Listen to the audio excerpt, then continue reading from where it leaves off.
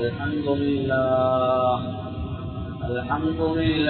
نحمده ونستعينه ونستغفره ونعوذ بالله من شرور أنفسنا ومن سيئات أعمالنا من يهده الله فلا مضل له ومن يضلل فلا هادي له أشهد أن لا إله إلا الله وحده لا شريك له وأشهد أن سيدنا ونبينا ومولانا محمد اللهم صل على محمد وعلى آل محمد كما صليت على إبراهيم وعلى آل إبراهيم وبارك على محمد وعلى آل محمد كما باركت على إبراهيم وعلى آل إبراهيم في العالمين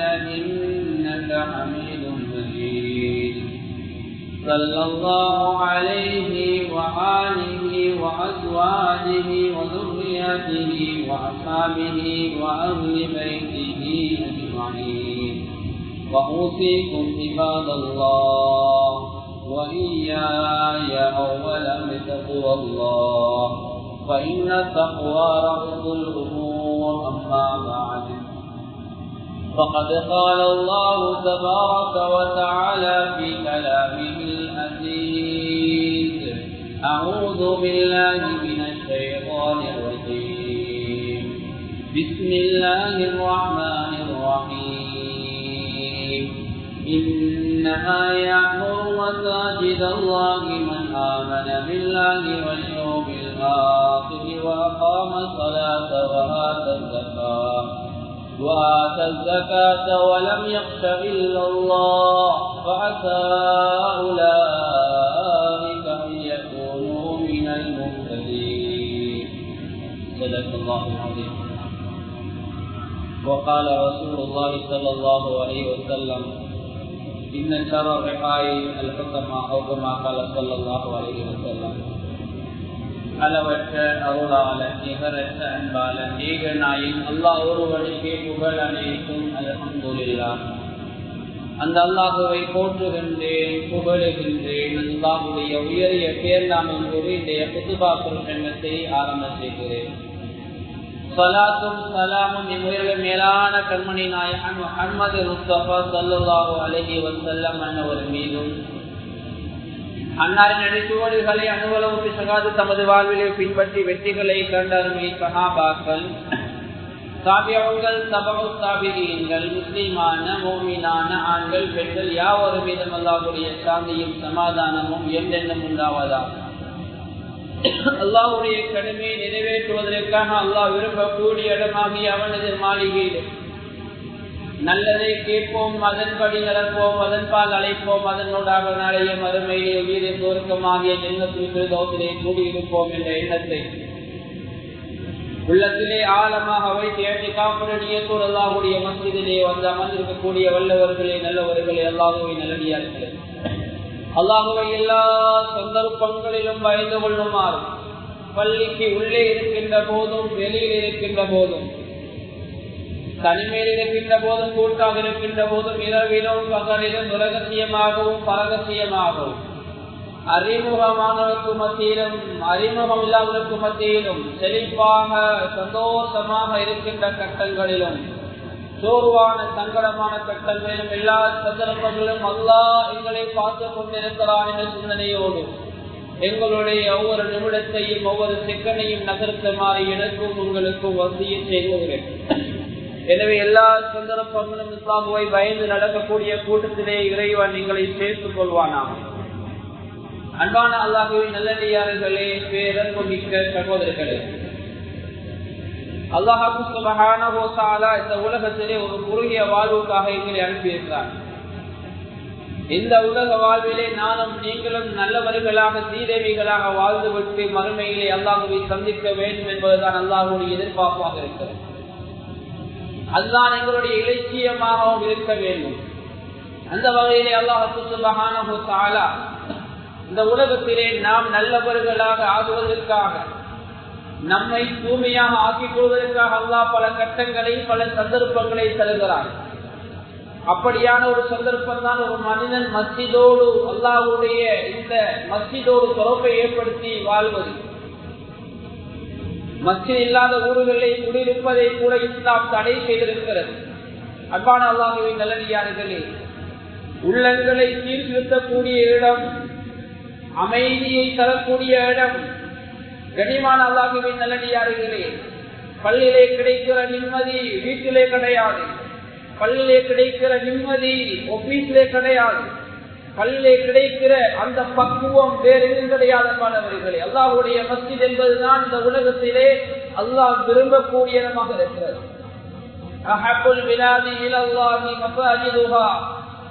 ஊர்களிலே அல்லாஹ்வுக்கு விருப்பமானது அல்லாஹ்வுடைய மஸ்ஜித், அந்த ஊரில் இருக்கக்கூடிய மஸ்ஜித் என்றார்கள். அல்லாஹ்வுக்கு வெறுப்பானது அந்த ஊரில் இருக்கக்கூடிய கடை தெருவுகள் என்றார்கள். அல்லாஹ்வுடைய மஸ்ஜித் எங்கெல்லாம் இருக்கிறதோ அந்த இடம் அல்லாஹ்வுக்கு விருப்பமானது, மலாயிக்காமார்கள் வந்து போகக்கூடிய பெருமதியான இடமாக இருக்கிறது. எனவே மஸ்ஜித் என்பது அல்லாஹ்வுடைய நினைவு சின்னங்களிலே ஒன்று. அல்லாஹ்வுடைய நினைவு சின்னங்கள் பல இருக்கின்றன. அவைகளிலே ஒன்றுதான் மஸ்ஜிதாக இருக்கிறது. அன்பானவர்களே, மஸ்ஜிதோடு யாரெல்லாம் தொடர்பை வைத்துக் கொள்கிறார்களோ அவர்கள் ஒரு காலம் வழிகேட்டிலே போக மாட்டார்கள். அவர்கள் யாரும் கை சேதப்படவும் மாட்டார்கள். மஸ்ஜிதுக்குள்ளே நுழைகின்ற போது கூட நாங்கள் வலது காலை முன்வைத்து இறைவா உன்னுடைய ரஹ்மத்துடைய வாயலை எனக்கு திறந்து தருவாயாக என்று அல்லாஹ்வுடைய ரஹ்மத்தை வேண்டி மஸ்ஜிதுக்குள்ளே நுழைகிறோம். அல்லாஹ்வுடைய மஸ்ஜிதுக்குள்ளே ரஹ்மத்தை வேண்டி நுழையக்கூடியவர்கள் ரஹ்மத்துடைய துவா இல்லாமல் வரக்கூடாது. அல்லாஹ்வுடைய ரஹ்மத்தை எதிர்பார்த்து மஸ்ஜிதுக்கு வரக்கூடியவர்கள் சாதாரணமாக எங்களுடைய வீட்டுக்குள்ளே வந்து போவதை போல, சாதாரணமாக எங்களுடைய ஒப்பீசுகளுக்கு நடமாடுவதை போல, எங்கட கம்பெனிகளுக்கு நடமாடுவதை போல மஸ்ஜிதுகளை நடமாட முடியாது. இது மலாயிக்காமார்கள் இருக்கக்கூடிய இடம். இந்த உலகத்திலே அல்லாஹ்வுக்கு விருப்பமான இடம், இரவு பகலாக அமல் நடக்கிற இடம் உலகத்திலே இருக்குமா இருந்தால் அது மஸ்ஜிது தான். கண்ணியமானவர்களே, இந்த உலகத்திலே வாழக்கூடிய மனிதன் கடைசியாக வந்து இந்த உலகத்திலே மக்கள் எல்லோரும் தொலைவித்து அவரை நல்லடக்கம் கொள்வதற்காக கொண்டு போவார்கள். கடைசியாக அந்த மனிதனுடைய பயணம் இந்த மஸ்ஜிது தான்.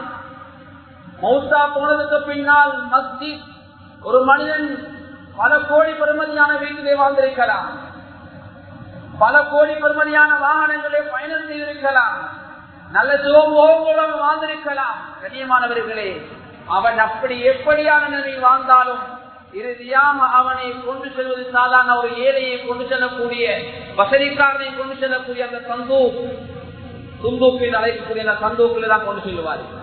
விலை உயர்ந்த ஆடைகள் கிடையாது, சாதாரணமான கப்பல் ஆடை தான் அவர்களுக்கு அணிவிப்பார்கள். எல்லோரும் கொண்டு வந்து தொழுவிக்கக்கூடிய ஒரு இடம் மஸ்ஜிது தான் தொழுவிப்பார்கள். எப்படி இந்த மஸ்ஜித் பெருமதியானது, மஸ்ஜிதோடு நாம் எல்லாம் தொடர்பை வைத்துக் கொள்ள வேண்டும். மஸ்ஜித் எப்படி பெருமதியோ, இந்த மஸ்ஜிதுக்கு வந்து போகக்கூடியவர்கள், மஸ்ஜிதிய ஊழியர்கள், மஸ்ஜிதுக்கு ஏதோ வழியிலே பணிகளை செய்யக்கூடியவர்கள், மஸ்ஜிதுடைய நிர்வாகிகள், மஸ்ஜிதிலே கடமை செய்யக்கூடிய பகுதி நேர முழு நேர கடமையாளர்கள் எல்லோரும் அல்லாஹ்விடத்திலே பெருமதியானவர்கள். அவர்கள் அல்லாஹ்வுடைய விருந்தாளிகள். அவர்களை நோவித்தால் அல்லாஹ் நோவினேறுகிறான். எனவே அல்லாஹ்வுடைய மஸ்ஜிதோடு நாம் எல்லாம் நெருக்கமாக இருந்து கொள்ள வேண்டும். நாம் எல்லாம் தெரிந்தவரையும் அந்த ஊரை பற்றி, இந்த வெள்ளம்பிட்டி என்ற பகுதி ஆரம்பத்திலே வயல்களும் காடுகளும் நிறைந்த பகுதியாக இருந்தது. இன்று மாஷா அல்லாஹ் 15க்கு மேற்பட்ட ஜும்மா பள்ளி வாழ்ந்த பகுதிகள் இருக்கிறது. மாஷா அல்லாஹ் இந்த பகுதியிலே மாத்திரம் கிரேண்டியாவத்திலே மாத்திரம் 2 ஜும்மா பள்ளிகள், உமர் ஜும்மா பள்ளி என்று, மதினா ஜும்மா பள்ளி என்று அல்லாஹ் நிறைய அருட்கொடைகளை தந்திருக்கிறான். ஆனால் நாம் மஸ்ஜிதோடு துறப்பை பேணாமல் இருந்தால் கண்ணியமான எங்களுக்கு தான் நஷ்டம். அல்லாஹ் எங்களுக்கு நியமத்தை, அருளை காலடிக்குள்ளே வைத்திருக்கிறான், காலடிக்குள்ளே தான் வைத்திருக்கிறான். எனவே கண்ணியமானவர்கள், இதை நாங்கள் பெருமதியாக ஆக்கிக் கொள்ள வேண்டும். ஆரம்பத்தில் இந்த பகுதிகளுடைய நிலைமை எங்களுக்கு தெரியும். பாவம் என்றால் எல்லா பாவங்களும் நிறைந்திருக்கின்ற பகுதிதான் அந்த வெள்ளம் பெட்டி என்று சொல்லக்கூடிய ஒரு விசாலமான பகுதி. போதை வசதி பாவனையானது, விபச்சாரம் ஈடுபடக்கூடிய அந்த பாவங்களை ஈடுபடக்கூடியவர்கள், கனவு இன்னொரு எத்தனையோ பாவங்களுக்கு பேர் போன பகுதிகள் அந்த பகுதியில் இருந்தாலும் அல்ஹம்துலில்லாஹ் அல்லாஹ்வுடைய உதவியால் மஸ்ஜிதுகள் காலப்போக்கில் இங்க வர வர, முஸ்லிம் குடியேற்றங்கள் வர வர மெல்ல மெல்ல அந்த நிலைமைகள் மாறி இன்று நாமும் மாறி மாற்று மத சகோதரர்களும் மாறி இருக்கின்ற ஒரு நிலைமையில் தான் இந்த பகுதியை நாங்கள் பார்க்கிறோம். எனவே அன்பான அல்லாஹ்வின் நல்லடியார்களே, எனவே இந்த மாற்றம் நிலைத்திருக்க வேண்டும் என்றிருந்தால், தொடர்ந்து இந்த மாற்றங்கள் நிலைத்திருக்க வேண்டும் என்றால், மஸ்ஜிதோடு நாம் சிறப்பாக இருக்க வேண்டுமாக இருந்தால் மிக முக்கியமாக சில விடயங்களை நாங்கள் கடைபிடிக்க வேண்டும். அது என்ன விடயம் என்று எங்களுக்கு தெரியும். நல்லதொரு நிர்வாகம் இந்த ஊருக்கு அமைகின்ற போதுதான், ஒரு பள்ளிக்கு அமைகின்ற போதுதான் அந்த ஊர் பிரகாசமானதாக இருக்கும். அன்பான அல்லாஹ்வின் நல்லடியார்களே, ஏதோ வகையிலே கடந்த காலங்களில் கூடிய நிர்வாகங்கள் அமைந்திருக்கின்றன. மாஷா அல்லாஹ், அவர்களால் முடிந்த வகையிலே சேவைகளை செய்திருக்கிறார்கள். ஆனால் அண்மை காலங்களை எடுத்து பார்க்கின்ற போது பள்ளியை சூழ உள்ள சிலர் தான் நிர்வாகத்திற்குள்ளே வருவார்கள். அவர்கள் தான் காலத்தை ஓட்டி போவார்கள். இந்த பிரண்டியாவத்தை இந்த பகுதியை உமர் ஜுமா பள்ளி எடுத்துக்கொண்டால் 7 பகுதிகளாக 7 ரூட்டாக அங்கே வகுத்திருக்கிறார்கள். கண்ணியமானவர்களே, அந்த 7 பகுதியிலிருந்து 7 நிர்வாகிகள் வருகின்ற போது எதிர்காலத்திலே நிறைய மாற்றங்களை ஏற்படுத்தலாம். ஏனென்றால் அந்த 7 பகுதிகளுக்கு வராதவர்கள், 7 பகுதிகளில் தேவையுள்ளவர்கள், 7 பகுதிகளில் என்னென்ன பிரச்சனை இருக்கிறது என்பதற்குரிய தீர்வுகளை காண்பதற்கு அது ஏதுவாக நல்லதாக அமையும். எனவே மிக முக்கியமாக அண்மையில் இடம்பெற்ற ஒரு கூட்டம், இந்த ஜும்மா பள்ளியில் இருக்கின்ற நிர்வாக சபை கௌரவ உறுப்பினர்கள், அதே போன்று முன்னாள் நிர்வாக சபைகளில் அங்கம் வகித்தவர்களுக்கு இடையிலான முக்கியமான ஒரு ஆலோசனை கூட்டம். கண்ணியமானவர்களே, 2025 செப்டம்பர் 21ஆம் தேதி இடம்பெற்றது. அந்த கூட்டத்திலே மிக முக்கியமான சில விடயங்கள் கலந்து ஆலோசிக்கப்பட்டிருக்கின்றன. அதில் மிக முக்கியமான 10 மசூராக்கள் முடிவாக எடுக்கப்பட்டிருக்கின்றன. இதற்காக இந்த பிரண்டியாவத்த உமர் ஜும்மா பள்ளியுடைய எதிர்கால நலவுக்காக, இந்த ஜும்மா பள்ளியுடைய வேலைகளை விஸ்தரிப்பதற்காக, இந்த ஜும்மா பள்ளிக்கு கட்டுப்பட்டு வாழக்கூடிய இங்கே இருக்கக்கூடிய ஜமாத்தார்கள் சுமார் 300க்கும் மேற்பட்ட ஜமாத்தார்கள் இருக்கிறார்கள். கண்ணியமானவர்களே, அந்த ஜமாத்தார் இருக்கின்ற போது இங்கே அவர்கள் ஏதோ ஒரு வகையிலே இந்த மஸ்ஜிதுக்கு பங்காற்றக்கூடியவர்கள் மூலமாக நிறைய வேலைகள் செய்ய வேண்டும். அவர்களே கஷ்டகார இனங்காலம் என்ற வகையிலே இந்த 7 ரூட்டாக இந்த மஹல்லாவை ஜும்மாவை பிரித்திருக்கிறார்கள். அந்த 7 ரூட் வழியாக நிர்வாகிகள் உள்வாங்கப்படுகின்ற போது நிச்சயமா அந்த ஊரில் நிறைய மாற்றங்கள் நான் எதிர்பார்க்க முடிகிறது. எனவே இந்த இருக்கின்ற நிர்வாக சபையுடைய கால இல்லை 2025 10/23ஆம் தேதி, கடந்த அக்டோபர் 23ஆம் தேதி நிர்வாக சபை முடிகிறது, கலைகிறது. இருக்கின்ற நிர்வாக சபையும் நிரந்தரமானதல்ல. அவர்களுடைய காலம் முடிந்தும் அல்லாஹ்வுடைய உதவியால் அவர்களும் சிரமங்களுக்கு மத்தியிலே இந்த நிர்வாகத்தை எடுத்துச் செல்கின்றார். கண்ணியமான அல்லாஹ்வின் நல்லடியார்களே, என்றாயினும் இந்த நிர்வாகம் நல்ல முறையிலே எடுத்து சென்றாலும் எதிர்காலங்களிலே நல்ல முறையிலே இதைவிட திறமையான நிர்வாகத்தை எடுத்துச் செல்ல வேண்டும் என்றிருந்தால் முன்னா உள்ள நிர்வாகிகளும் தற்போது இருக்கின்ற நிர்வாகிகளும் எல்லோரும் ஒன்றிணைந்து மிக முக்கியமான 10 மசூராக்களாக முடிவாக எடுத்திருக்கிறார்கள். பொதுவாக எல்லா பகுதிகளிலும் நிர்வாக தெரிவு என்ன செய்வார்கள், ஒரு நாளிலே இடம்பெறும், ஒரு மாதத்துக்கு முன்னதாக அறிவிப்பார்கள். அந்த நிர்வாக தெரிவிலே வந்திருக்கக்கூடியவர்கள் தகுதியானவர்கள் சில வேலை எங்களை நிர்வாகத்துக்கு போட்டு விடுவார்களோ என்று அவர்கள் வெளியிலே சென்று விடுவார்கள். தகுதி இல்லாதவர்கள் அந்த சந்தர்ப்பங்கள் அந்த இடத்திலே வந்து அமருவார்கள்.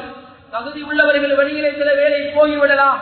கண்ணியமானவர்கள் தகுதி உள்ளவர் அப்படியே வெளியிலே சென்று தகுதி இல்லாதவர்கள் உள்ளே வந்து ஏதாவது அநியாயங்கள் பாவங்கள் நடக்கின்ற போது தகுதி உள்ளவர்கள் வெளியிலே சென்று அந்த பொறுப்புகளுக்கு வராத பட்சத்திலே அவர்களும் அல்லாஹ்விடத்தில் அதுக்கு ஜவாபு சொல்ல வேண்டும் என்பதை யாரும் மறந்துவிடக்கூடாது. இந்த பொத்துபாவை அப்படிப்பட்ட நபர்கள் இந்த இடத்துல இல்லை என்று அவர்களுக்கு எச்சரிக்கை. கண்ணியமானவர்கள், இது பயங்கரமானது. ஒரு ஊரினுடைய முன்னேற்றம் என்பது அந்த நிர்வாகத்திலேயே கையில் இருக்கிறது. அதில் மிக முக்கியமாக எடுக்கப்பட்ட தீர்மானங்கள் ஒன்றுதான் நிர்வாகிகளை தெரிவு செய்யும் போது கவனிக்க வேண்டிய விடயங்கள். மிக முக்கியமாக ஜமாஅத்தார் அங்கத்தவர் கலந்து கொள்ளும் பொதுக்கூட்டங்களில் வக்கும் சபைகள் முன்னிலையில் நிர்வாக சபை அங்கத்தவர்கள் தெரிவு செய்யப்படுகின்ற போது மிக பொருத்தமான அங்கத்தவர்கள் தெரிவு செய்யப்படுவதில்லை. வந்திருக்கின்ற சிலரின் நிர்வாகிகளாக எல்லோரும் சேர்ந்து ஏதோ ஒரு வகையில் ஒரு நிர்வாகத்தை அமைத்து விட்டோம் என்று, மற்றவர்கள் நாங்கள் தப்பினோம் பிழைத்து விட்டோம் என்று சென்று விடுவார்கள். 3 வருடங்களுடைய தலையிலே நிர்வாகத்தை கட்டிவிட்டு என்ன செய்தால் என்ன, எங்களுடைய பள்ளிக்கு என்ன நடந்தால் என்ன, இந்த பகுதியில் உள்ள ஏழைகளுக்கு என்ன நடந்தால் என்ன, தொழிலாளர்கள் அப்படியே வீட்டில் இருந்தால் என்ன, இங்கு என்ன நடந்தாலும் பரவாயில்லை என்று எல்லோரும் சேர்ந்து சிலருடைய தலையிலே அந்த பொறுப்பை கட்டிவிட்டு சென்று விடுவார்கள். கண்ணியமானவர்கள், அப்படி நாம் நினைப்போம் என்றால் நாங்கள் முஸ்லீம் என்று கிடையாது. இஸ்லாமிய உணர்வு எங்களுடைய உள்ளத்திலே இல்லாமல் போயிருக்க வேண்டும் அப்படி நாங்கள் நினைத்தால். எனவே அப்படி நினைக்கக்கூடாது. எனவே நாம் என்ன செய்ய வேண்டும்? அதற்கு பொருத்தமான வகையிலே எதிர்வரக்கூடிய காலங்கள் நிர்வாக சபை என்பது, அதாவது பள்ளியினூடாக ஒரு காகிதம், ஒரு முறையான ஒரு நோட்டீஸ் அளிக்கப்பட்டு அதிலே இரகசிய வாக்கெடுப்பு மூலமாக சுமாராக இந்த மஹல்லாவுடைய வாழக்கூடிய மக்கள் தொகையிலே இருக்கின்ற 20க்கு மேற்பட்ட அந்த அப்ளிகேஷன் வருகின்ற போது நிர்வாகத்தை கலைத்து புது நிர்வாகத்தை கொடுப்பதற்கு இரகசிய வாக்கெடுப்பு சிஸ்டம் ஒன்று இங்கே அறிமுகப்படுத்தப்பட்டிருக்கிறது. இன்ஷா அல்லாஹ் எதிர்காலங்களிலே அந்த இரகசிய வாக்கெடுப்பு மூலம்தான் நிர்வாகம் செய்யப்படுவார் என்பது முதலாவது தீர்மானமாக இருக்கிறது. கனிமா இரண்டாவது மிக முக்கியமான விடயம், எமது மஹல்லாவில் குறைந்தது 5 வருடங்களாவது சந்தாதாராக இருக்க வேண்டும் ஒருவர் நிர்வாக சபையில் உள்வாங்கப்படுவதற்காக. நிர்வாகத்திலே சந்தா கட்டாதவர், நிர்வாகத்தை பற்றி இந்த மஹல்லாவை பற்றி தெரியாதவர் நிர்வாகங்களுக்குள்ளே வருகின்ற போது பல அசௌகரியங்கள் ஏற்பட வாய்ப்பு இருக்கிறது. சில வேளை நிர்வாகங்களுக்குள்ளேயும் கூட ஏற்ற தாழ்வுகள், பிரச்சனைகள் வர வாய்ப்பு இருக்கிறது. எனவே இந்த பகுதியை, இந்த பள்ளியை, இந்த ஏரியாவை தெரிந்தவர்கள் தான், இந்த பள்ளிக்கு 5 நேரம் கொலை வந்து போகக்கூடியவர்கள் தான், இந்த மக்களுடைய குறை நெறிகளை தெரிந்தவர்கள் தான் நிர்வாகத்துக்குள் இருக்க வேண்டும். அப்படி இருந்தால்தான் அந்த நிர்வாகம் ஆரோக்கியமான நிர்வாகம் இருக்கும். அதனால் குறைந்த பட்சம் 5 வருடமாக சந்தாதாக இருக்க வேண்டும். மூன்றாவது முக்கியமான ஒரு கோரிக்கை, எமது மஹல்லாவினது அங்கத்துடைய வீடுகளில் அமைவிடங்களை கொண்டு மிக முக்கியமாக முழு மஹல்லாவும் 7 ரூட்டுகளாக பிரிக்கப்பட்டு அந்த 7 பகுதியில் 7 நிர்வாகிகள் உருவாக்கப்பட வேண்டும். அது இந்த ஊருடைய முன்னேற்றத்திற்காக எமது பகுதிகளில் நிர்வாகங்கள் தெரிவு செய்யப்படுகின்ற போது, கண்ணியமானவர்கள், என்னுடைய ஊர் புத்தளம் மாவட்டத்தில் இருக்கக்கூடிய மதவாக்குளம் என்ற கிராமம், அங்கேயும் 7 தக்கியா பள்ளிகள், ஒரு ஜும்மா பள்ளி இருக்கிறது.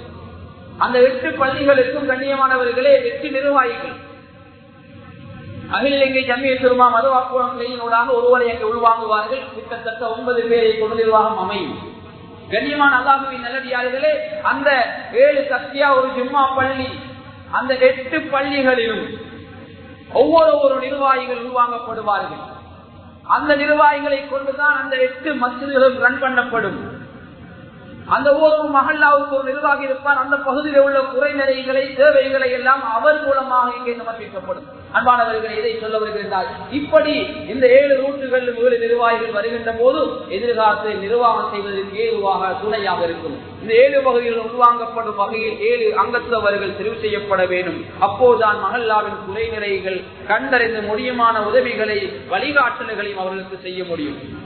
கண்ணியமானவர்களே, எமது ஒற்றுமை என்பது இந்த சூழல் உள்ளவர்கள் இருக்கின்றவர்கள் மாத்திரம் அல்ல, நாம் எல்லோரும் ஒற்றுமையாக இருக்கக்கூடியவர்கள்.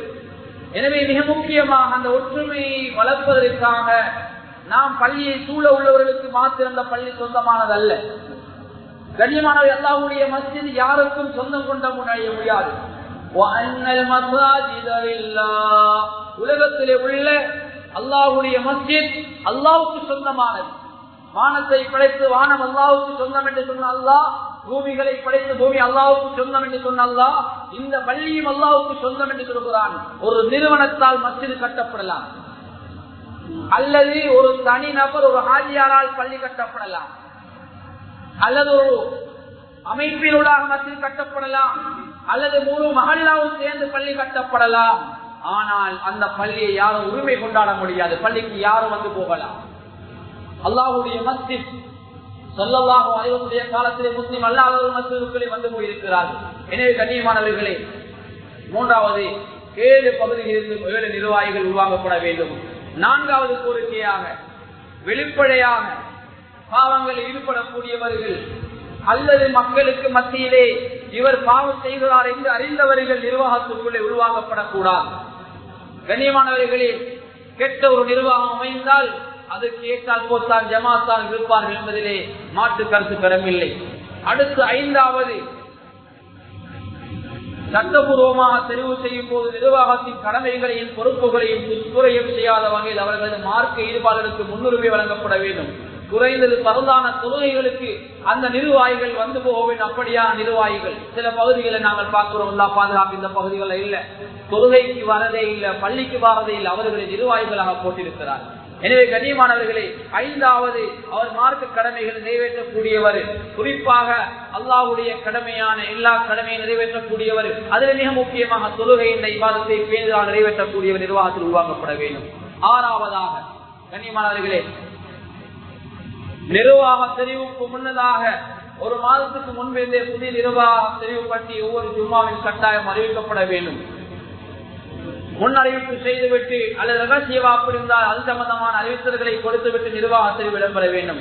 ஏழாவது, குறிப்பிட்ட 3 வருட கால நிர்வாகத்தில் அரசியல் மற்றும் ஏனைய கட்சிகள் விடயங்கள் விண்ணப்பதாரில் ஈடுபட மாட்டார்கள் என்பதும் உறுதியாக இருக்க வேண்டும்.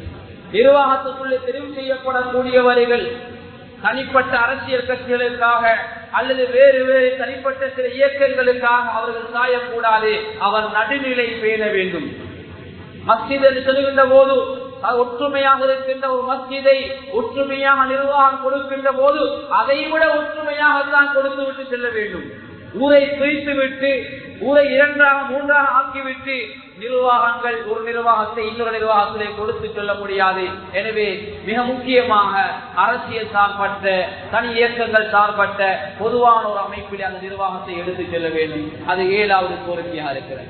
8வது கோரிக்கை, குறிப்பிட்ட நிர்வாகத்துக்கு சுய விருப்பத்தோடு விண்ணப்பிக்கும் விண்ணப்பதாரிகள் தக்க காரணம் என்று தெரிவு நடைபெறும் பொதுக்கூட்டங்களில் கலந்து கொள்ளாவிடில் அடுத்து வரும் நிர்வாகத்திற்கு விண்ணப்பிக்க முடியாது. அவர்கள் பொதுவாக மஹல்லாவுடைய அந்த தெரிவுகளின் போது அவர்கள் ஈடுபாடில் இருக்க வேண்டும். மஹல்லாவில் வசிக்கும் 380க்கும் மேற்பட்ட குடும்பங்களில் இருந்து குறைந்தது 20க்கும் மேற்பட்ட விண்ணப்பதாரிகள் விண்ணப்பிக்கும் பட்சத்தில் பொதுக்கூட்டம் நடைபெறும். இப்போது இருக்கின்ற நிர்வாகம் 10ஆம் மாதம் கடந்த அக்டோபர் முடிவடைந்தாலும் சுமாராக 380 குடும்பங்களில் 20 அப்ளிகேஷன் இங்கே வருகின்ற போது நிச்சயமாக இருக்கிற நிர்வாகம் கலைந்து அவர்களுக்குள்ளே ஒரு தெரிவு இடம்பெற்று புதிய ஒரு நிர்வாக சபை நிச்சயமாக அமைக்கப்படும். அடுத்ததாக கண்ணியமானவர்களே, 9வது, குறிப்பிட்ட புதிய நிர்வாகத்தின் நியமனத்தோடு ஆரம்பிக்கும் குறைந்தது முதல் 2 மாதங்களுக்கு பழைய நிர்வாகம் புதிய நிர்வாகத்தின் செயற்பாடுகளுக்கு ஒத்துழைக்க வேண்டும். பழைய நிர்வாகம் என்ற அமைப்பிலே அவர்கள் சில வேலை திட்டங்களை சில முன்மாதிரிகளை எடுத்துச் செல்வார்கள். அதற்கு உறுதுணையாக அந்த நிர்வாகத்தின் பாதையிலே கொஞ்ச நாளைக்கு நாங்களும் பயணிக்க வேண்டும். அவர்கள் நல்ல ஒரு திட்டத்தை எடுத்து போனால் கண்டிப்பாக அதற்கு ஆதரவு அளிக்க வேண்டும். அதை நாங்கள் விட்டு போகக்கூடாது. அடுத்ததாக 10வதாக தெரிவு செய்யப்படும் அங்கத்தவர்கள் குறிப்பிட்ட ஓரிரு வாரங்களுக்குள் அந்த நிர்வாகம் வக்ஃப் சபையிலே பதிவு செய்யப்பட வேண்டும் என்று 10வது நிபந்தனையாக இருக்கிறது. என அன்பான அல்லாஹ்வின் நல்லடியார்களே, இந்த 10 கோரிக்கைகளையும் இந்த நிர்வாகம் இருக்கின்ற நிர்வாக சபை முன்னாள் நிர்வாக சபையிலே அங்கம் வகித்தவர் எல்லோரும் சேர்ந்து 2025 செப்டம்பர் 21ஆம் தேதி நடந்த ஒரு கூட்டத்திலே முடிவாக ஆக்கியிருக்கிறார். எனவே அன்பான அல்லாஹ்வின் நல்லடியார்களே, இந்த கோரிக்கைகளை முன்வைத்தோட பகுதிகளில் நிர்வாகத்தை நீங்கள் அமைத்துக் கொள்ள வேண்டும். எனவே நிர்வாகத்துக்கு வரக்கூடியவர்களின் தகமைகளை உருவாகம் சொல்கிறது. மிக முக்கியமான சில 5 தகமைகளை நான் ஞாபகப்படுத்துகின்றேன். நேரம் போதாமையினால் மிக குறிப்பாக முக்கியமாக பேரவனுடைய 5 விடயங்கள். நான் ஆரம்பத்தில் ஓதிய குர்ஆன் வசனம், இன்னமா யஅமுரு மஸாஜிதல்லாஹி மன் ஆமன பில்லாஹி வல் யௌமில் ஆகிர் வ அகாம ஸலாத வ ஆத ஸகாத வ லம் யக்ஷ இல்லல்லாஹ் ஃபஅஸா உலாயிக அன் யகூனு மினல் முஹ்ததீன். 5 நிபந்தனைகளை குர்ஆன் சொல்லுகிறது. நிச்சயமா அல்லாஹ்வுடைய மஸ்ஜிதை பரிபாலனை செய்யக்கூடியவர்கள் முதலாவது அல்லாஹ்வை ஈமான் கொண்டிருக்க வேண்டும். அவர் அல்லாஹ்வை நம்பி வாழுகின்ற போதுதான் நிச்சயமாக அந்த நிர்வாகத்தை நல்ல முறையிலே செய்ய முடியும். அல்லாஹ்வுடைய நம்பிக்கை ஆழமாக இருக்க வேண்டும். எது நடந்தாலும் அல்லாஹ்வை புறத்தால் நடக்கிறது என்ற அந்த கபூலியத் அவருடைய உள்ளத்தில் இருக்க வேண்டும். இரண்டாவது, வல் யௌமில் ஆகிர், மறுமை நாளை அவர் நம்ப வேண்டும்.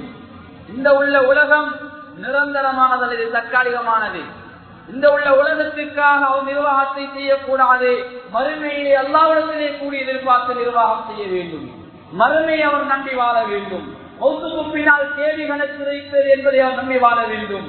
மௌத்துக்கு பின்னால் இங்க இருக்கின்ற நிர்வாகம் செய்கின்ற போது முன்ன பின் ஆகினால் ஜமாத்காரனை தட்டி கேட்காவிட்டாலும் எனக்கு மேலே இருக்கின்ற வகுப்பு செய்யப்படையோ வக்கு சபைக்கு மேலே இருக்கின்றவர்கள் என்னை தட்டி கேட்காவிட்டாலும் என்னை படைத்த ரப்புக்கு முன்னால் நான் ஜவாபு சொல்ல வேண்டுமே என்று ஒவ்வொரு வேலைகளை செய்கின்ற போதும் ஒவ்வொரு நகர்வுகளின் போதும் அந்த 3 வருட காலத்துக்குள்ளே நாங்கள் மறுமையை நம்பி மறுமையை எங்களுக்கு விசாரணை இருக்குது என்பதை ஒவ்வொரு விடயங்களையும் நாங்கள் யோசித்து செய்யப்பட வேண்டும். பொதுவான பணங்களை செலவழிக்கின்ற போது பைத்துல் மால் பணங்களை வேறு வேறு விடயங்களை ஈடுபடுகின்ற போது நிச்சயமாக இது எங்களை உள்ளத்தில் ஆழமாக பதிகிறது. அந்த குர்ஆனிய அர்த்தத்தில் எல்லாம் 3வது சொல்லுகின்ற விஷயம், 3வது சொல்லுகின்ற விடயம் எல்லாம் சொல்லுகின்றான், தொழுகையை நிலைநாட்டக்கூடியவாக இருக்க வேண்டும். தொழுகையாளிகள்தான் மஸ்ஜிதிலே நிர்வாகம் செய்ய வேண்டும். கண்ணியமானவர்கள், தொழுகை என்ற இபாதத் மிக பெருமதியான இபாதத். உமர் ரலியல்லாஹு தஆலா அன்ஹு அவர்கள் சொன்னார்கள், லா ஹல்ல ஃபில் இஸ்லாம் லிமன் தரக ஸலாம், யாரெல்லாம் தொழுகை விட்டார்களோ அவர்களுக்கு இஸ்லாத்திலே பங்கில்லை என்றார்கள். அன்பான அல்லாஹ்வின் நல்லடியார்களே, எனவே இஸ்லாத்திலே என்ன பங்கை வகிப்பதாக இருந்தாலும் தொழுகை மிக முக்கியமானது. தொழுகையாளிக்கு தான் இஸ்லாத்திலே எல்லா பங்கும் இருக்கிறது கண்ணியமானவர்கள். எனவே நிர்வாகத்திற்கு நிர்வாகப்படக்கூடியவர்கள் மிக முக்கியமான 3வது நிபந்தனையாக அவர் தொழுகையாளிகளாக இருக்க வேண்டும். சில சந்தர்ப்பங்கள் இந்த மஹல்லாவுக்கு வந்து சொல்ல முடியாமல் சில நேரம் வக்து வந்தாலும் வக்து தொழுகையுடைய நேரம் வருகின்ற விவர பகுதியில் அவர் சொல்லக்கூடிய மனிதராக அவர் இருக்க வேண்டும். 4வது அவர் ஜக்காத்தை கொடுக்க வேண்டும். பெரும்பான்மையான அறிஞர்கள் இந்த ஜக்காத்தை நிறைவேற்ற வேண்டும் என்ற அந்த குர்ஆனுடைய வாயத்துக்கு அர்த்தமாக சொல்லுகின்ற கருத்து, அவர் ஜக்காத்து கொடுக்கக்கூடியவர் தான் நிர்வாகத்துக்குள்ளே வர வேண்டும் என்பது அல்ல. அவர் ஒரு செல்வந்தராக இருந்தால் அவர் கஞ்சத்தனம் காட்டாமல் அந்த 8 கூட்டத்துக்கு போய் சேர வேண்டிய அந்த ஜக்காத்தை அவரிடம் அவர் வெளியாக்கக்கூடியவராக கொடுக்கக்கூடியவராக இருக்க வேண்டும். என்றால் இமாமுனா ஷாஃபி ரஹ்மத்துல்லாஹி அலைஹி அவர்கள் சொன்னார்கள், ஒரு மனிதன் மௌத்தானால் அந்த மனிதன் ஜக்காத்து கொடுப்படாத நிலையிலே சொத்து செல்வங்களை வைத்து விட்டு மௌத்தாகிறான். முதலாவது அந்த மனிதனுடைய வசியத்தை நிறைவேற்ற முன்னால், அந்த மனிதனுடைய கடனை அடைக்க முன்னால் 5 கடமையில் ஒன்றான கடமையாக இருக்கின்ற ஜக்காத்தை முதலாவது நிறைவேற்ற வேண்டும். அதற்கு பின்னால் தான் அவருடைய வசியத்து கடன் எல்லாம் கொடுக்க வேண்டும் என்றார்கள். எல்லாவற்றையும் விட கடமையான ஒன்றுதான் ஜக்காத். எனவே வசதி வாய்ப்புள்ளவராக இருந்தால் அவர் ஜக்காத்து கொடுக்க வேண்டும். அப்படியானவர் தான் நிர்வாகத்திற்குள்ளே வர வேண்டும். ஒரு வசதிக்காக இருக்கிறார், ஜக்காத்துடைய கணக்கை பார்ப்பதே கிடையாது, ஊரில் அவர் கஞ்ச நின்று பேர் வைத்திருக்கிறார், அப்படியானவர் நிர்வாகத்துக்குள்ளே வரக்கூடாது. எல்லாம் பாதுகாக்க வேண்டும். எனவே வசதிக்காராக இருந்தால் அவர் ஜக்காத்தை கணக்கு பார்த்து கொடுப்பதாக இருக்க வேண்டும். 5வது அல்லாஹ் சொல்லுகிறான், வலம் யக்ஷ இல்லல்லாஹ், அல்லாஹ்வை அன்றி வேறு யாருக்கும் பயப்படக்கூடாது.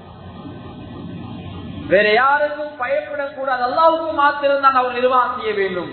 அல்லாஹ் என்னிடத்தில் விசாரிப்பானே, அல்லாஹ்வுடைய பயம் மாத்திரம் அவனுடைய உள்ளத்தில் இருக்க வேண்டும். அப்படியானவர்கள் தான் நிர்வாகத்துக்கு வர வேண்டும் என்ற செய்தி அல்லாஹ் குர்ஆனிலே சொல்லி காட்டுகின்றான். இப்படி நிர்வாகம் செய்கின்ற போது நிச்சயம் அவர்கள் வெற்றி பெற்றவர்களாக, அவர்கள் நேர்வழி பெற்றவர்கள் ஆகலாம் என்ற செய்தியும் அல்லாஹ் குர்ஆனுடைய ஆயத்தின் மூலமாக முடித்து சொல்லி காட்டுகிறார்கள்.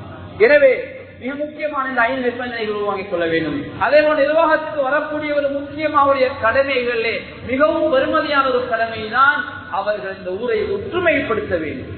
இந்த ஊரில் என்னென்ன பிரிவினை இருக்கிறதோ, ஜமாஅத்தால், குடும்பங்களால், சின்ன சின்ன பிரச்சனைகளால் பிரிவினை இருந்தால் அந்த ஊரை ஒற்றுமையாக்க வேண்டும். நிர்வாகத்துடைய பொறுப்பாக இருக்கு. ஸல்லல்லாஹு அலைஹி வஸல்லம் சொன்னார்கள், ஒரு ஊரும் அல்ல, ஒரு குடும்பம் என்ற ஒரு குடும்பம் அல்ல. உங்களுக்குள்ளே 2 நபர்கள் கோவித்துக் கொண்டிருந்தால் அல்லாஹ்வுடைய ரஹ்மத் அந்த ஊருக்கு இறங்காது, அந்த கூட்டத்துக்கு இறங்காது. கண்ணியமானவர்கள், 2 பேர் கோவித்துக் கொண்டிருந்தார். இந்த சபையில் இருக்கக்கூடியவர்களை யாராவது 2 நபர்கள் பேசாமல் இருந்தால் போதும், அல்லாஹ்வுடைய ரஹ்மத் இந்த மஸ்ஜிதுக்கு, இந்த பகுதிக்கு இறங்காது. கண்ணியமானவர்கள், லா தன்ஸிஉ ரஹ்மத்து ஃபீஹி காதிஉ ரஹம், பொருள்களை முறித்து வாழ்ந்த ஒரு சபை இருக்கின்ற போது அந்த சபைக்கு அல்லாஹ்வுடைய அருள் இறங்காது என்று ஸல்லல்லாஹு அலைஹி வஸல்லம் அவர்கள் சொன்னார். கண்ணியமானவர்களே, எனவே நாம் முக்கியமாக ஒற்றுமையை நாங்கள் பேணிக் கொள்ள வேண்டும். ஒற்றுமை என்பது ஒரு பலம், அந்த பலத்தை இழந்துவிடக்கூடாது. ஒற்றுமை என்பது ஒரு சக்தி, அந்த சக்தியை நாங்கள் இழந்துவிடக்கூடாது. ஒற்றுமை என்பது அல்லாஹ்வுடைய உதவி, அந்த உதவியை நாங்கள் இழந்துவிடக்கூடாது. ஒற்றுமை என்பது ஒரு ஆயுதம், அந்த ஆயுதத்தை நாங்கள் இழந்துவிடக்கூடாது. கண்ணியமானவர்களே, எனவே முதலாவது நிர்வாகத்துக்கு வரக்கூடியவர்கள் செய்யக்கூடியது இந்த ஊரை ஒற்றுமைப்படுத்த வேண்டும். நிர்வாகங்கள், பழைய நிர்வாகம், பொது நிர்வாகத்துக்கள் ஒற்றுமை இருக்க வேண்டும். சில பகுதிகளை பார்க்கிறோம், ஒரு நிர்வாகம் செய்து போகின்ற வேலைகளை முன்னால் உள்ள நிர்வாகங்கள் அங்கீகரிக்க மாட்டார்கள். அவர்கள் விமர்சனம் பண்ணுவார்கள். நாங்கள் அழகா செய்வது இப்படி செய்கிறார்கள் அப்படி செய்கிறார்கள். அல்லது சில ஜமாத்தார நிர்வாகிகளை ஏற்றுவார்கள். கனிம இப்படியான வேலைகளை யாரும் ஈடுபடாது. சிலர் செய்வதும் இல்லை, செய்பவர்களை செய்ய விடுவதும் இல்லை. தான் செய்வதும் இல்லை, செய்பவர்களை செய்ய விடுவதும் இல்லை. குழப்பிக்கொண்டு செய்வதுதான் சிலருடைய வேலையாக இருக்கிறது. நவுதுவில்தான் பாதுகாக்க வேண்டும். இரண்டாவது கண்ணியமானவர்களே, அந்த ஊரில் இருக்கின்ற ஆன்மீக துறையிலே கூடுதலாக கவனம் செலுத்த வேண்டும். அந்த ஊரிலே பாவங்கள் நடக்கிறதா, அந்த பாவங்களுக்கு முற்றுப்புள்ளி வைக்க வேண்டும். அவர்களுக்கு அந்த அதிகாரத்தை கொடுத்ததற்கு அங்கே மூல முழுக்களை தவறுகள் நடந்தால் அந்த இடத்துக்கு போய் அந்த தப்பு தவறுகளை தட்டி கேட்பதற்கு நிர்வாகிக்கு உரிமை இருக்கிறது. கண்ணியமானவர்களே, சிலர் சொல்லுவார்கள் பள்ளி உள்ள சண்டை பிடித்த கூட வெளியில போய் சண்டை பிடிக்க சொல்லுவார் சில நிர்வாகிகள். அவங்களோட பகுதியில் சண்டை என்றாலே பள்ளி உழுக்கையும் ஹராம் தான், வெளியிலேயும் ஹராம். சிலர் சொல்றார்கள் குடிச்சா ரூம்ல போயிட்டு வீட்டுல போயிட்டு தூங்கல, ஏன் பஜார்ல ரோட்ல கரைச்ச போடுறீங்க? குடித்தாலே போதை என்றாலே அது வீட்டுக்குள்ளேயும் ஹராம், பஜார்லையும் ஹராம் தான் கண்ணியமானவர்கள். எனவே ஒரு நிர்வாகியுடைய வாயால் வரக்கூடிய வார்த்தைகள் அது பல முறை அவர் சிந்தித்து பேச வேண்டும். எனவே அந்த பாவமான காரியங்கள் நடக்கின்ற போது தட்டி கேட்க வேண்டும். நன்மையான விஷயங்களை மக்களுக்கு ஆசீர்வாதம் மட்டும் கூட்டுக்கொண்டே இருக்க வேண்டும். அடுத்து மூன்றாவது, பொருளாதாரம் சார்ந்த விடயங்களை வழிகாட்டுதல்களை கொடுக்க வேண்டும்.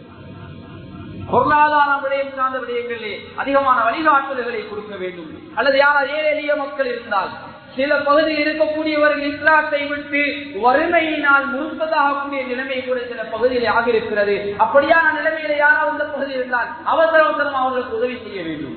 அவருடைய தேவைகளை கேட்டறிந்து உதவி செய்ய பழகிக் கொள்ள வேண்டும். செல்வந்தராக நாம் இருக்கிறோம் என்றால் அல்லாஹ் ஏழை எளிய மக்களுடைய பணத்தையும் சேர்த்துத்தான் எங்களுடைய கையில தந்திருக்கிறான். அவர்களையும் கவனிப்பது எங்களுடைய கடமை கண்ணியமானவர்கள். எனவே அப்படி அந்த எங்களுடைய சேவை, அதாவது வசதி படைத்தவர்கள் பொருளாதாரியாக வளர்ச்சியை காணுவதற்கு அந்த இடங்களில் நாங்கள் முன்னுரிமை அளித்துக் கொள்ள வேண்டும். அடுத்ததாக எங்களால் வாலிபர்கள் மிக முக்கியமானவர்கள். ஒரு ஊரினுடைய முன்னேற்றம் அந்த வாலிப முன்னேற்றத்தில் இருக்கிறது. ஒரு ஊரில் வாலிபர்கள் மோசமாக இருந்தால் அந்த ஊருடைய வெளிப்பாடுகள் மோசமாக இருக்கும். ஒருவருடைய எதிர்காலம் நல்லதாக இருக்க வேண்டும் என்றால் அங்குள்ள வாலிபர்கள் நல்லதாக இருக்க வேண்டும். இந்த வாலிபர் எப்படி பயன்படுத்த கருவேப்பு நிலையை போல ஏதாவது தேவை வந்தா மட்டும் அவங்களை நாங்க பயன்படுத்துறது, வேலை முடிஞ்சிருக்க பின்னால கருவேப்பிலையை போல கருக்கி போட்ட கருவேப்பிலை போல அவரை விட்டுறது. அப்படி யாருமே அந்த வாலிபரை பயன்படுத்தக்கூடாது. இனி வாலிபருக்கு தேவைப்பட்ட வழிகாட்டுதலை கொடுக்க வேண்டும். இளைஞர் யோஜனைக்கு தேவைப்பட்ட வழிகாட்டுதல், பெண்களுக்கான வயா நிகழ்ச்சிகள், எல்லா சாராருக்கும் வழிகாட்டுதல்கள் நிகழ்ச்சிகள் ஏற்பாடு பண்ண வேண்டும். வறுமையானவர்கள் யாரும் நாங்க விட்டுவிடக்கூடாது. ஏழை எளிய மக்கள் இருந்தால் உமர் இப்னு அப்துல் அஸீஸ் ரஹ்மத்துல்லாஹி அலைஹி 30 மாதங்கள் ஆட்சி செய்தார்கள். சுமாராக 2.5 வருடம் 3 வருடம் அல்ல. அந்த காலகட்டத்திலே உமர் இப்னு அப்துல் அஸீஸ் ரஹ்மத்துல்லாஹி அலைஹி ஒரு கட்டத்திலே பெரிய ஒரு மஜ்மாவிலே கேட்கிற ஐனல் யசாமா, எங்கே யதீம்கள் எங்கே இருக்கிறார்கள், எங்கே அனாதைகள், ஐனல் காரிபூன், எங்கே கடனாளிகள், யாராவது கடனாளி இருக்கிறீர்களா, கடனை அடைத்துக் கொள்ள முடியாமல், யாராவது அனாதைகள் இருக்கிறீர்களா, வாழ்ந்து கொள்ள உண்டு கொள்ள வழி இல்லாமல் யாருமே கையெழுத்தவில்லை சபையில். அவர்கள் ஏழ்மையான நிலைமையிலே சென்றாலும் சமூகத்தை ஏழ்மையிலே வறுமையிலே விட்டு செல்லவில்லை, சமூகத்தை செல்வந்தர்களாக ஏதோ ஒரு வகையில் விட்டு சென்றார்கள். எனவே அப்படி நாமும் பங்காற்றுகின்ற போது நிச்சயமாக இந்த பகுதியை நல்லதொரு பகுதியாக ஆக்கலாம். எனவே முன்னால் சொல்லப்பட்ட அந்த விடயங்களை கவனத்திலே எடுத்து நிர்வாகத்தை நல்ல முறையில் செய்து கொள்ள வேண்டும். எனவே இதை உள்ளத்திலே ஆழமாக பதிவு வைத்துக் கொள்ளுங்கள். அடுத்த முக்கியமான ஒரு விடயம் உங்களுக்கு தெரியும், சென்ற கிழமையும் அறிவித்தார்கள். உங்கள் பகுதியிலே வெள்ளம் பெற்று இந்த பகுதியில் இருக்கக்கூடிய ஒரு நோயாளி, கிட்னி நோயாளி ஒருவருக்காக இன்றைய ஜும்மாவுடைய வசூல் கொடுக்கப்படுகிறது. எனவே ஒரு நோயாளியுடைய உயிரை பாதுகாக்க 5 நேரம் சொல்லக்கூடிய தொழுகையால் ஜமாத்துடைய வேலைகளில் ஈடுபடக்கூடிய ஒருவர், அல்லாஹ்வுடைய தொடர்பை பேணக்கூடிய ஒருவர், நல்ல ஒரு மனிதர் அவருடைய உயிரை பாதுகாப்பதற்காக உதவி செய்திருக்கிறார். எனவே உங்களால் முடிந்த உதவிகளை கொடுத்து இன்றைய இந்த கோப்பை காட்டி இன்றைய சொல்லிக்கமினாவுடைய வரவு அவருக்காக செல்கிறது. எனவே அதிலும் உதவிகளை வழங்கிக் கொள்ளுங்கள். நிச்சயமாக நாம் வாழ வரவில்லை, மற்றவரை வாழ வைக்க வந்தவர்கள். நிச்சயமாக மற்றவர்களை நாம் வாழ வைத்தால் மௌத்துக்கு பின்னால் நாம் சுவர்க்கத்திலே வாழ்வோம் என்பதற்கு சந்தேகம் கிடையாது. நாளை வறுமையினாலே வாயிலால் எங்களை சுவர்க்கத்துக்கு அனுப்புவோம். எனவே கண்ணியமானவர்கள் சொல்லப்பட்ட விடயங்களை கவனத்தில் எடுத்து எங்களுடைய வாழ்க்கையை நாங்கள் நல்லதாக ஆக்கிக் கொள்வோமாக. வல்லவன் அல்லாஹ் சுப்ஹானஹு வ தஆலா இந்த பள்ளிக்கு நல்ல ஒரு நிர்வாகத்தை அமைத்து தருவானாக. யா அல்லாஹ், முன்னால் நிர்வாகம் செய்த நிர்வாகிகளை கபூல் செய்து கொள்வாயாக. பொருத்தமானவர்கள் ஊருக்கு நீ நிர்வாகிகளை தந்து கொள்வாயாக. யா அல்லாஹ், பிரச்சனைகள் இல்லாத நல்ல ஊராக அந்த ஊராக்கிக் கொள்வாயாக, ஒற்றுமையான ஊராக்கிடுவாயாக. அல்லாஹ்வுடைய அருளும் பரக்கத்தும் இப்போது இறங்குகின்ற ஊராக ஆக்கிடுவாயாக. யா அல்லாஹ் அந்த ஊருக்கு தனிப்பட்ட அருளை இறக்கி விடுவாயாக. இந்த துஆவை சரித்திரை திருப்பி கொண்டு ஏற்றுக்கொள்வாயாக. ஆமீன் ஆமீன். வ ஆகிரு தஅவானா அல்ஹம்துலில்லாஹி ரப்பில் ஆலமீன்.